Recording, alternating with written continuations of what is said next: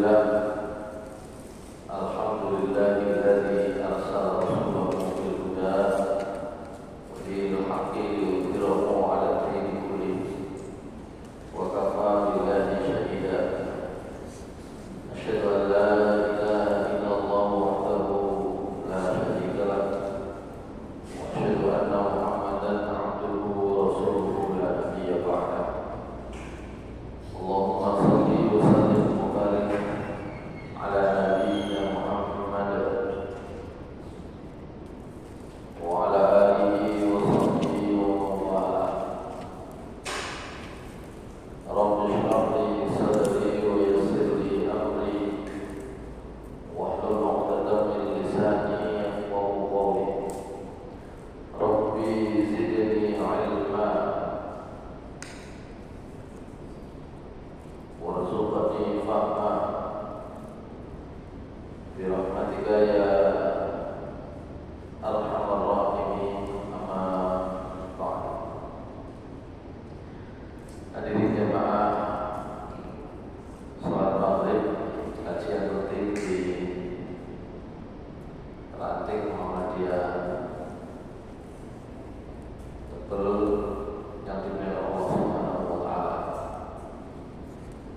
Pertama, marilah kita bersyukur kepada Allah Subhanahu wa taala atas karunia dan rahmat yang dilimpahkan Allah Subhanahu wa taala kepada kita sekalian. Salawat dan salam mudah-mudahan senantiasa tercurah kepada Nabi kita, Nabi Muhammad sallallahu alaihi wasallam, keluarga beliau, sahabat-sahabat Rasulullah sallallahu alaihi wasallam, serta orang-orang yang mengikuti sunnah Rasulullah sallallahu alaihi wasallam hingga hari akhir nanti. Hadirin jemaah Masjid Al-Muhajirin yang dimuliakan Allah Subhanahu wa taala.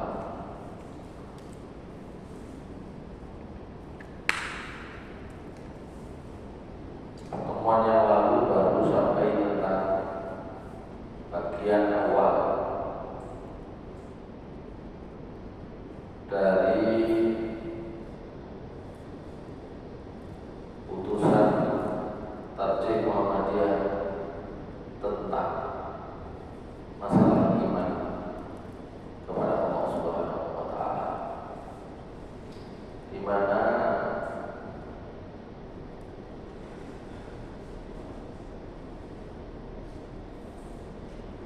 dari putusan ini kita mendapati adanya kesamaan dengan apa saja yang sudah diperintahkan Allah Subhanahu wa taala kepada seluruh umat Islam. Saya mengatakan demikian karena ada beberapa poin dari iman kepada Allah Subhanahu wa taala itu nanti yang diperselisihkan. Itu namanya pembahasan ilmu kalam, teologi.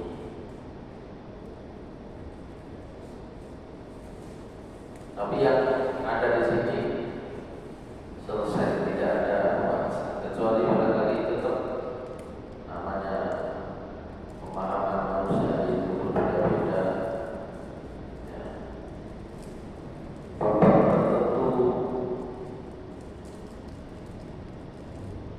yang disikapi berbeda antara ini. Coba atur ini. Kalau ada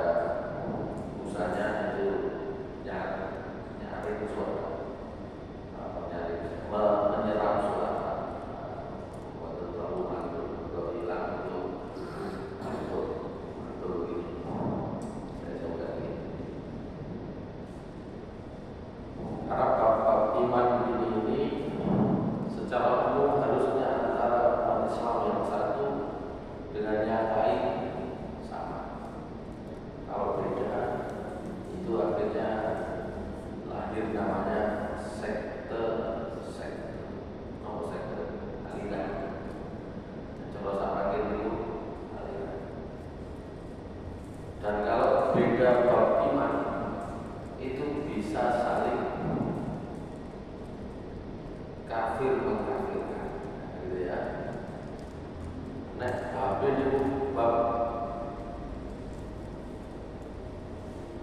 furu'iyah, bab amaliyah yang umum itu biasanya paling gatel nek ketemu dulu rasa-rasa ya. Oke, baik. Jadi kalau bab furu'iyah itu bab usul, bab furu'iyah itu bab apa saja itu bab furu'iyah. Tidak sampai bicara tentang, harusnya tidak sampai bicara tentang keimanan, tidak sampai mengganggu keimanan. Tapi kalau yang sudah masuk bab yang lebih pokok, bab iman, seharusnya sama semua umat Islam. Kalau tidak sama, itu nanti bisa masuk, ya, bukan sampai apa tadi rasa-rasa saja, bisa sampai lahir pertumpahan, gitu ya. Baik, saya mulai dulu dari sini. Kemarin beberapa bagian dalam himpunan putusan tarjih di bab iman kepada Allah ini sudah dibahas kemarin. Al-imanu billahi azza wa jalla, iman kepada Allah yang maha perkasa dan maha mulia. Yajibu alaina, wajib bagi kita semua, an nu'mina billahi rabbina, wajib bagi kita untuk beriman kepada Allah Tuhan kita semua. Wa huwal ilahul haqqul ladzi khalaqa kulla syai'in, dan dialah Tuhan al-haq yang maha benar, alladzi khalaqa kulla syai'in, yang menciptakan segala sesuatu, wa huwal wajibul wujud. Nah, ini biasanya kalau Allah wajibul wujud, wajib wujudnya, wajib adanya. Ini tidak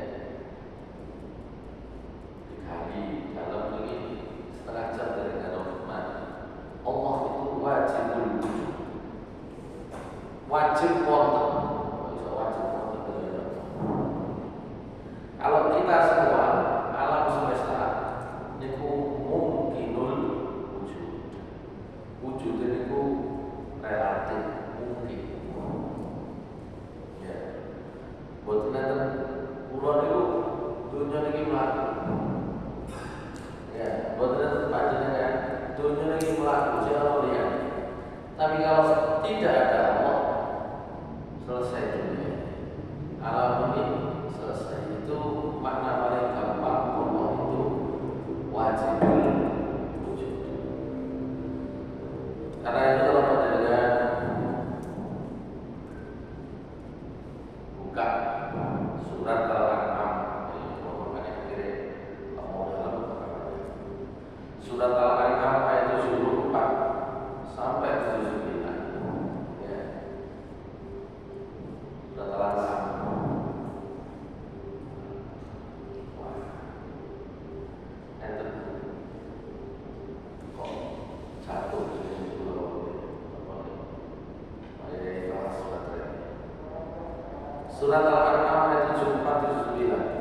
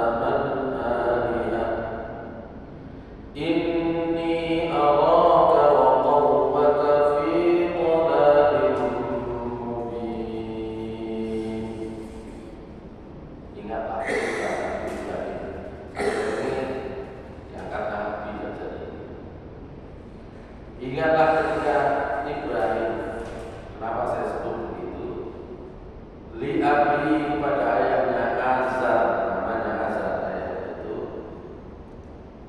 atattakhidhu asnaman alihah, ya mosok patung dadekno Tuhan pangeran. Inni araka wa qaumaka fi dhalalin mubin. Sungguh saestu kula ningali panjenengan dan masyarakat umumnya kok fi dhalalin mubin, kok kesasar teman. Nah, gitu ya kira-kira. Coba ini yang berbeda dari kita yang barangkali kalau kita ngomong semua terjadi lingkungan istilah Nabi Ibrahim sejak muda itu sudah mulai kritis. Kenapa?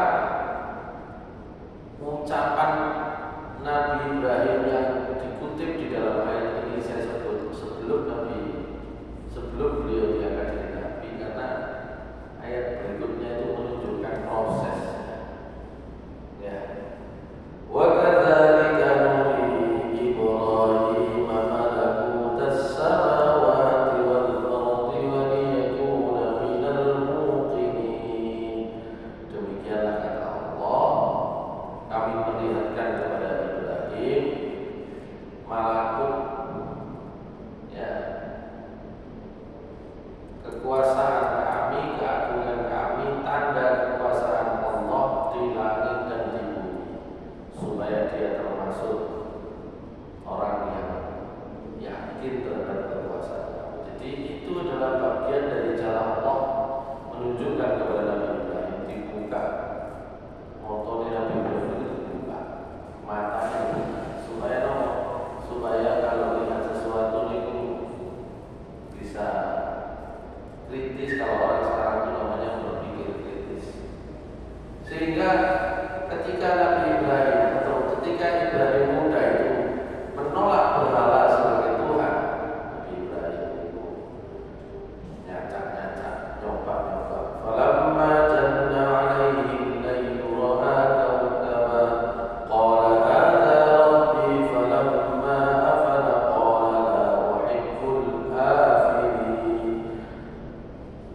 Mengimut untuk petang, Nabi Ibrahim melihat bintang, sempat terpana. Kalau berhala itu bukan Tuhan, nah ini bagi Tuhan. Ini mungkin. Falamma afala, tatkala bintang itu tenggelam, hilang, tidak terlihat lagi. La uhibbul afilin. Dan pengeran kok Tuhan itu muncul, timbul dan tenggelam, susah. Pas butuh muncul, pas butuh kok absen. Nah, itu dalam soal.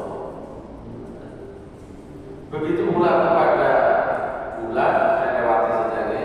Begitu pula kepada matahari. Ya, ini ayat ini tentang matahari. Nah, ayat itu sendiri, Nabi Ibrahim itu akhirnya sampai pada kesimpulan, wis ngene, wabah gak layak jadi Tuhan. Inni wajjahtu wajhiya lilladzi fatara as-samawati wal arda hanifan wa ma ana minal musyrikin. Sungguh saya hadapkan wajahku, saya hadapkan diriku, pokoknya tak depno awakku ini, pikiranku, hatiku kepada zat yang menciptakan ini semua. Soalnya si ketor ini tak pantas terdengar. Kenapa? Wujudnya itu mungkin dari bahasa kita ya. Apa mungkin? Ono itu mungkin. Tuhan itu harus ada terus. Makanya Allah itu wajib wujud. Ya. Kalau manusia, kalau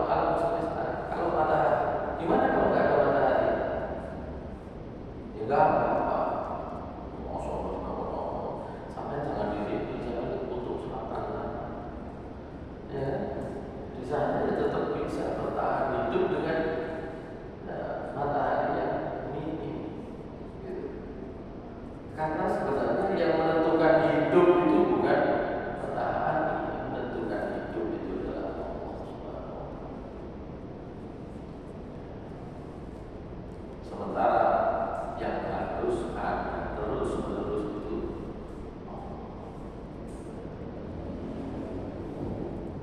cuma kita itu memang manusia diberikan oleh Allah Subhanahu wa Ta'ala tingkat-tingkat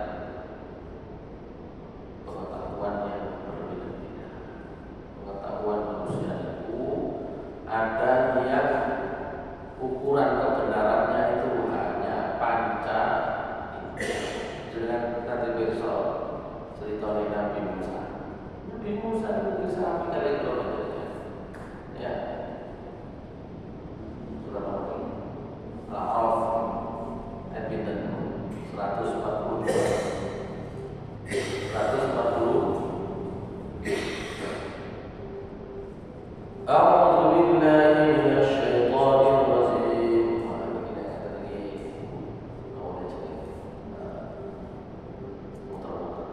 Dibaca saja dengannya betul Al-Quran dibaca. Kalau baca bawah habis, nah. Walamma jaa Musa limiqatina wa kallamahu rabbuhu 142. Saya ingin sampaikan bahwa kalau seperti Nabi Ibrahim nanti itu dipertegas di surat Al-Baqarah ayat 161. Nabi Ibrahim ini umur motor itu saya tidak percaya. Oh 143, 142 itu cerita satu ini. 143. Ini Nabi Musa kan dipanggil oleh Allah ya untuk bertemu selama untuk bermunajat selama 30 malam. Mantun itu 30 malam ditambah oleh Allah 10 malam, jadilah 40 malam. Nanti disebut di dalam surat Al-Baqarah ayat 51 ya. Wa idh wa'adna Musa 40 lailan 40 malam. Tapi kalau di sini dirinci 40 malam itu 30 plus 10.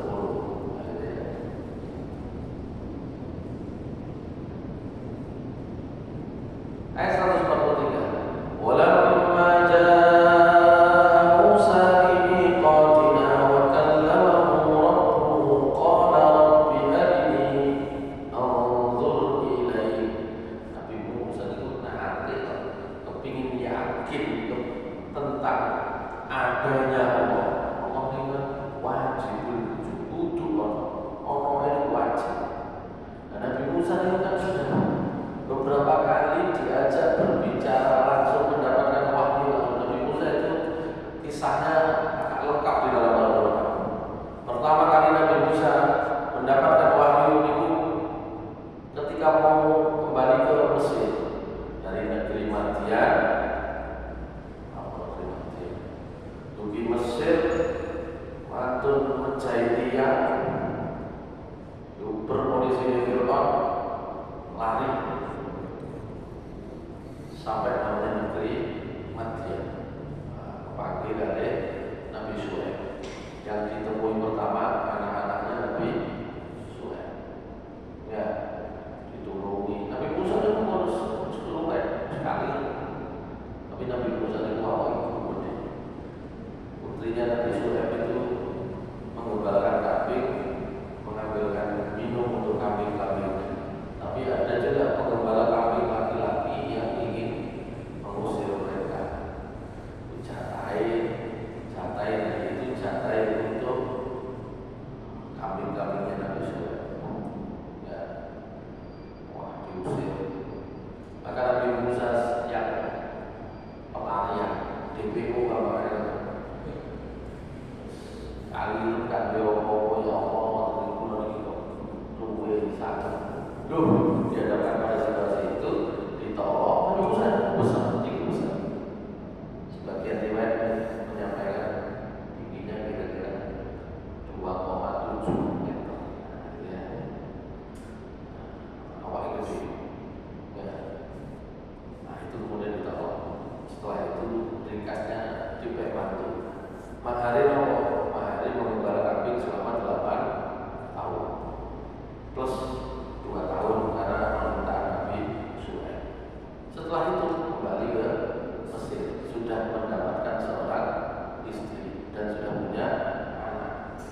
Nah, lewat Tursinya dipanggil oleh Allah untuk mendapatkan wahyu pertama menjadi Nabi dan diberi mukjizat, tongkatnya bisa berubah jadi ular, terus dan seterusnya. Nah ini kisah ini setelah selamat dari kejaran Fir'aun. Ya, rame terus karena Fir'aun. Nabi Musa itu minta 100 kilo. Izinkan Bani Israel itu balik ke Palestina. Bani Israel lagi di rame juga. Nabi Musa itu Bani Israel. Israel itu nama lain dari Nabi Yakub. Nabi Ibrahim pertama Nabi Ismail ditekekan Mekah. Juga di Malik anaknya lagi Nabi Ishak dari istri pertama namanya Sarah. Kalau Nabi Ismail dari istri kedua Hajar. Karena istri kedua sudah tekekan atau Mekah. Dari sana nanti Nabi Muhammad lahir. Jadi dia kedua Nabi Ishak dari istri Nabi Ishak punya anak Nabi Yakub. Tinggalnya berarti di mana? Palestina. Di Palestina Nabi Ishak punya 12 anak dari 3 orang istri. Nah, anak yang dari istri ketiga Nabi Yusuf kecil dan Binyamin. Karena paling ganteng, paling sopan, paling rapi, paling disayang dibuang sama kakak-kakaknya, kan gitu ya. Dibuang, singkat kata, itu buang Mesir. Itu buang Mesir sudah dewasa, menginjak dewasa, dia akan jadi menteri. Singkat kata gitu. Sehingga Bani Israel bodoh pindah Mesir. Pindah Mesir itu nasib tidak terus seperti saat Nabi Yusuf jadi menteri. Pada masa Fir'aun mereka ditindas, gitu ya. Ditindas. Nabi Musa ingin mereka biarkan lepaskan mereka, biar kembali ke Palestina. Mari ngomong nggih, Fir'aun dan bala tentaranya gak rela dikejar. Tapi Fir'aun ditenggelamkan. Ini berarti periode setelah Nabi Musa membawa Bani Israel nyebrang Laut Merah. Belum sampai Palestina, Nabi Musa dipanggil oleh Allah ke Gunung Tursina untuk menerima wahyu Taurat ini sebenarnya. Maka kan pun sulit jadi nabi, maksud Allah. Berarti kan pun sulit jadi nabi. Ketika dipanggil Nabi Musa itu menghadapi kaum yang untuk rewel, ya, saking pinternya. Nabi Israel itu pinter, tapi saking pinternya yang dipakai itu akalnya, tidak hatinya, itu akhirnya rewel. Nabi Musa mau sakit itu orang ini, mau ngomongnya berapa, gitu kan? Akhirnya nyebrang ke Islam. Setelah selamat mau ke Palestina, Nabi Musa yang dibawa itu dalam sebagian riwayat paling sedikit 800.000 orang, ada yang menyatakan lebih dari 1 juta orang itu digowo kabeh oleh Nabi Musa. Kabeh butuh makan, kamu kayak itu. Makanya kata Allah Subhanahu wa taala, "Wa dzallalna 'alaikumul ghamama wa anzalna 'alaikumul manna wassalwa." Perjalanan dari setelah selesai nyebrang Laut Merah mau ke Palestina, kata Allah, kami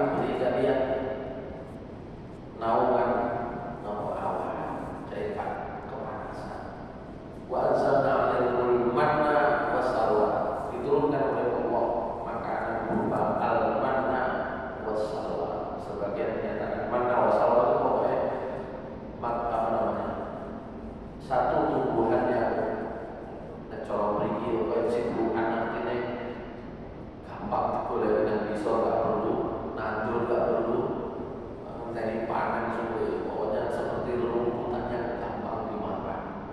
Satu lagi salwa, itu ada yang menyatakan itu burung tapi yang bisa terbang, nah, gitu ya, sehingga gampang dimakan. Waktu itu dimasuk makan kok mobilnya wa istas qaum sa'il qaumi faqul nadrib bi asawata. Mobilnya wong 1 juta lho. Jadi wong siji loro. Wa istas qaum sa'il qaumi. Dan ingatlah ketika Nabi Musa minta air kepada Allah untuk kaumnya. Pun mari enak, apa yang dilakukan? Wa qultu ya Musa lan nasbiru ala ta'ami wahidin fataqulana rabbak ila akhir ayat. Mosok mana salah ya ana gitu ganti lagi itu tadi Israel. Itu kenapa disebut. Dan sudah ada tanda-tanda pembangkitan itu sudah ada. Maka ketika Allah memanggil Nabi Musa selama 30 malam, Nabi Musa itu mengatakan, "Kulo ngadep dengan boten transaksi. Sing kulo tinggal iki mesti rame. 30 dino. Aja 30 dino. Perkara pangan ras, perkara mobil ditinggal 30 dino. Kata Allah, nanti harus ngurusi umatmu. Silakan ajak 70 orang terbaik. Nanti di surat Al-Ahqaf sampaikan 70 orang. Pilih 70 orang. Naik ke Gunung Tursina. Nabi Musa ketika sampai Gunung Tursina, 70 orang itu tidak sampai naik. Tapi nanti 70 orang itu kodoknya Nabi Musa. Permintaannya nanti di ayat selanjutnya. Tapi Nabi Musa sendiri pengalaman dari Nabi. Apa yang dikatakan? Rabbi arini anzur ilaik. Kok jenengan iku ketok. Kula cek saged. Rabbi arini anzur ilaik. Ya Tuhan, hari ini jenengan damel kula iki saged delok. Ya, tampakkan dirimu kepadaku anzur ilaik supaya saya bisa melihat. Qala lam tarani walakin anzur ila al-jabal fa istaqarra makanahu fa sawfa tarani ila akhir Allah itu wajib wujudnya. Saya balik lagi ke sana. Tapi kalau panjenengan ingin yakin temenan Gusti Allah ono, itu kan perlu ini Pak. Golek sing konkret. Pak sampean iki ibadah iki teman ya. Sujud sing teman, donga sing teman. Supaya apa? Supaya nasib sampai ini ditolong oleh Allah. Katanya perintah seperti itu baik dalam kalimat perintah maupun dalam kalimat bukan perintah tapi maknanya perintah. Saya contohkan. Li'ila fi Quraisy ila fihim rihlatash shita'i was-shayf falyabudu rabb hadzal bait alladzi at'amahum min ju'in wa amanahum min khauf. Hendaklah orang Quraisy itu ya sebenarnya kita juga beribadah kepada Tuhan dari Ka'bah, Tuhan dari Baitullah ini. Alladzi at'amahum min ju' yang sudah memberikan mereka makan dari rasa lapar wa amanahum min khauf dan sudah memberi keamanan dari ketakutan. Sajane kula panjenengan iki saged makan mergo sinten? Gusti Allah. Saged makan mergo sinten? Saged aman mergo sinten? Gusti Allah. Tapi kita itu sering kali kan sing keimanan awakmu apapun. Nek di dunia pekerjaan sing keimanan ya perusahaan itu kan. Nah itu kan yang sering lupa. Ini makanya saya sebut untuk mengakui wujudnya Allah Subhanahu wa taala terus menerus. Manusia itu lebih banyak yang menggunakan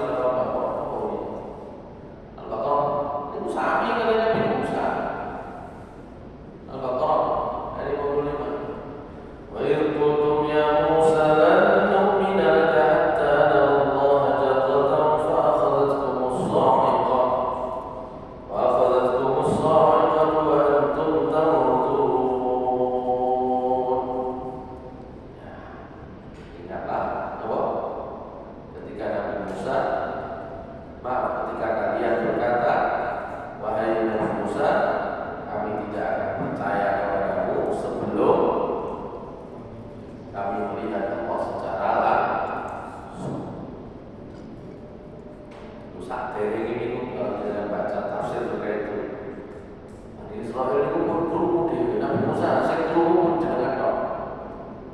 Betul kelompok tiga saksi ini kan, bukan kerumun. Kalau tidak dengar Allah berfirman secara langsung kepada sampean seperti sampean mendengar, kalau kita 70 jadi saksi tak melok semua apa gunanya? Akhirnya Nabi Musa mohon kepada Allah. Ya Allah ingin permintaan ngomong itu Bani Israil. Dan untuk itu dalam tafsir baik yang di surat Al-Baqarah 55 atau yang di surat ini, surat Al-A'raf ini, ya, itu Allah mengabulkan yang disebut ya tapi itu tadi kami tidak percaya kepadamu sebelum kami melihat Allah secara nyata.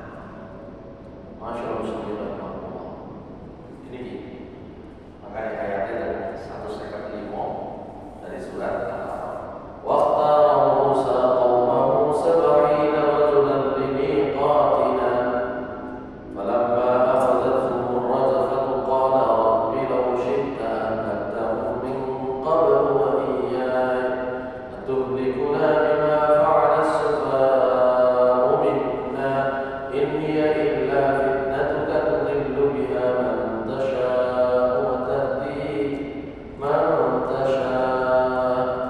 Jadi oleh Allah mati mati kata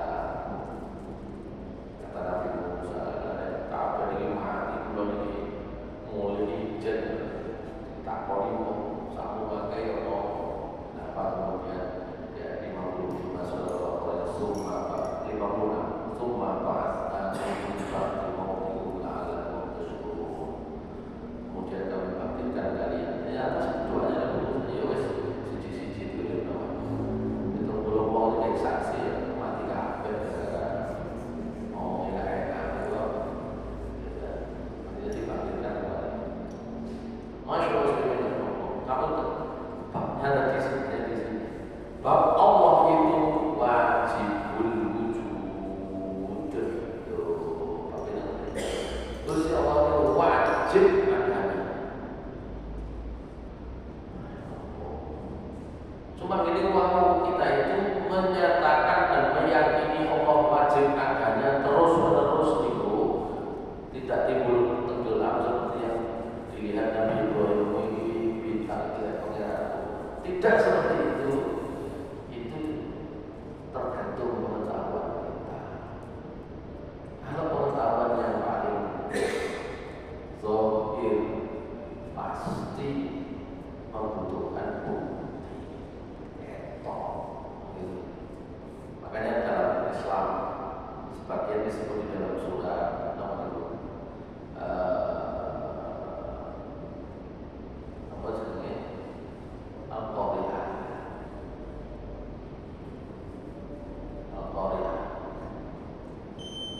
Al-Qari'ah itu menyebut jenis ilmu yang ahli. Ada yang ainul yaqin, ada yang ilmu yaqin. Al-Qari'atu wal-Qari'ah wa ma adraka mal-Qari'ah yawma yakunu an-nasu kal-farashil mabthuth wa takunu al-jibalu kal-'ihni al-manfush fa amma man thaqulat mawazinuhu fa huwa fi 'ishatin radiyah wa sadaqah at-takasur at-takasur alhaakumut takatsur hatta zurtumul maqabir kalla sawfa ta'lamun thumma kalla sawfa ta'lamun kalla law ta'lamuna 'ilmal yaqin. Ilmu itu sing diarani ilmu ya enten sing diarani ainul yaqin. Yakin mergo ketok langsung. Gitu ya. Yakin mergo ilmu dalam bahasa filsafat atau filsafat itu ada kebenaran itu dasarnya adalah panca indera ya, itu namanya kebenaran korespondensi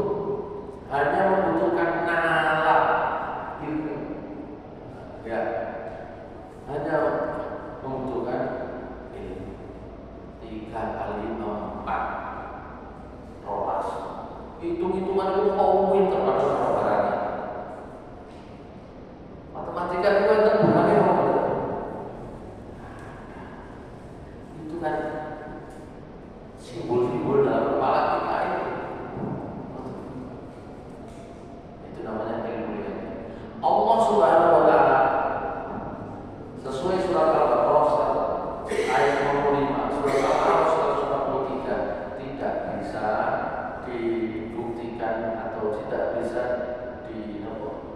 diuji keberadaannya melalui panca indera manusia. Tentu saja. Oh, coba nih. Allah mendelok sengenge tak satu detik, 2 detik, 3 detik, setelah itu pasti. Ya, berarti panca indera itu ada batasan. Dengan timbangan 100 kilo sing mudah kula sing mampu sih dinaiki orang tua sangat monggo itu panca indera itu banyak keterbatasan. Coba menimbang 1 ton timbangan 100 kilo ya berjalan itulah matematika. Ya, tak perlu tak berhitung itu kali itulah mengenal Allah, mengetahui Allah bisa melalui logika. Di sini nanti ada pembahasannya di sini. Namun tentu saya lanjutkan sedikit di sini. Ada tanbih perhatian. Ya, maka lafanallahu bil bahsi fil i'tiqadi bima la tasilu ilaihi uquluna. Allah tidak menyuruh kita membicarakan hal-hal yang tidak bisa dicapai oleh akal dalam hal kepercayaan. Li'anna aqal insani la yastati'u an yasila ila ma'rifati dzatillah. Sebab akal manusia tidak mungkin mencapai zat Allah. Wa kaifiyatihi tisafi bi sifatin fala tab'as anhu. Demikian pula tentang sifat-sifatnya pun dibahas. Walaisa fi wujudi ta'ala syakkun, meskipun tidak ada kesangsian tentang adanya Allah. Ya. Tapi betul tahun sebelum. Berarti apa? Akal pikiran itu hanya bisa sampai kesimpulan bahwa Allah itu harus ada. Itulah logikanya Nabi Ibrahim. Untuk Allah. Tapi seperti apa Allah tidak bisa. Biar Allah yang menjelaskan sendiri. Makanya Allah kemudian menjelaskan banyak surat dalam Al-Quran. Bagaimana Allah menjelaskan? Wallahu alladzi la ilaha illa huwa alimul ghaibi wasyahadah wal rahmanur rahim. Wallahu alladzi la ilaha illa huwa al-malikul quddus salamul mu'minul muhaiminul azizul jabbarul mutakabbir. Itu artinya Allah menjelaskan dirinya sendiri. Kita tidak salah. Akal kita itu hanya bisa menjangkau harus ada. Seperti apa Allah? Itu informasinya langsung. Allah yang memberikan kepada kita. Makanya di sini nanti ada hadis-hadis yang menjadi dalil dari ini. Ada riwayat jangan kamu berpikir tentang zat-zat Allah, tapi berpikirlah tentang ciptaan Allah. Makanya di dalam Al-Quran kita diperintahkan berpikir untuk meyakini, semakin yakin adanya Allah, berpikirnya tentang fenomena alam semesta.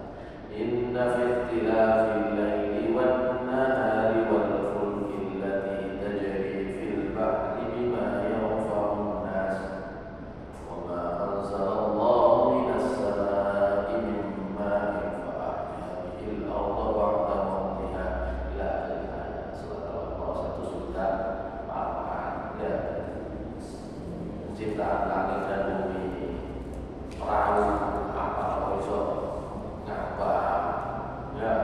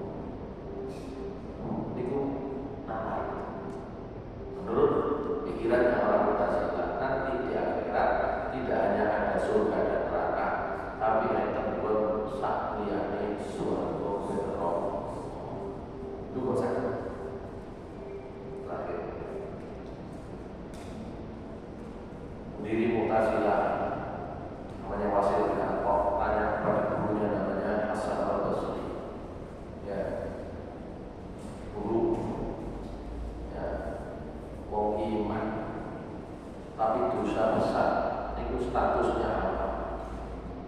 Mana dijawab biasa karena pertanyaan itu politis.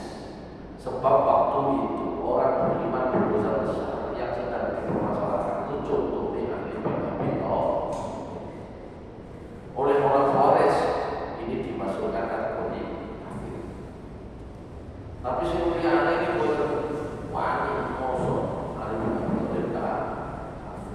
Tapi oleh orang Khawarij kan ahli bid'ah itu ya. Nah, kasus pembunuhan itu akhirnya masih terus dibicarakan. Hasan Al-Basri sebagai seorang ulama ditanya begitu tawari cara politis itu dijawab kodok Khawarij, dijawab beto sampai ini begitu. Akhirnya masih berkata orang puas. Nggak bisa. Orang beriman janjinya Allah surga. Orang berdosa janjinya Allah neraka. Maka orang beriman berdosa besar tidak di surga, tidak di neraka. Itu namanya manusia muhtaman. Di Al-Quran tidak dijelaskan apa-apa Al-Quran, ya, harus juga sesuai dengan Allah. Itu orang Mu'tazilah. Maka dari sini kita akan tahu pemikiran putusan tarjih ini sebenarnya masih menunjukkan bahwa nek diukur dari sisi akidah